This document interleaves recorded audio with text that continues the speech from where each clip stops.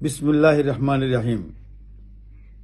আমার প্রিয় বাংলাদেশ পুলিশের সকল সদস্যবৃন্দ, আসসালামু আলাইকুম। বাংলাদেশ পুলিশের যে সকল সদস্য জনগণের জীবন ও সম্পদ রক্ষায় পেশাদারিত্বের সাথে দায়িত্ব পালন করতে গিয়ে জীবন দিয়েছেন, নিহত হয়েছেন, তাদের আত্মার মাগফিরাত কামনা করছি। তাদের শোকসন্তপ্ত পরিবারের প্রতি গভীর সমবেদনা জ্ঞাপন করছি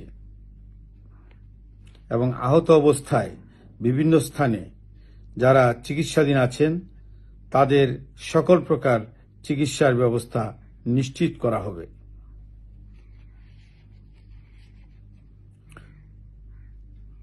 সম্মানিত রাজনৈতিক নেতৃবৃন্দ ও বৈষম্য বিরোধী ছাত্র সংগঠনের সম্মানিত নেতৃবৃন্দকে পুলিশের সদস্য ও পুলিশের স্থাপনাসমূহে যাতে আক্রমণের ঘটনা সংঘটিত না হয় সেজন্য সকলকে আহ্বান জানানোর জন্য বিনীত অনুরোধ করছি।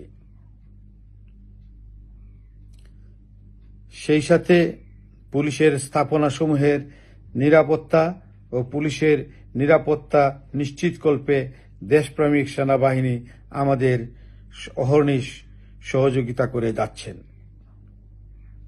বাংলাদেশ পুলিশের সদস্যবৃন্দের উত্থাপিত বিভিন্ন সমস্যা এবং দাবির যৌক্তিক সমাধানকল্পে সর্বোচ্চ প্রচেষ্টা গ্রহণ করা হবে।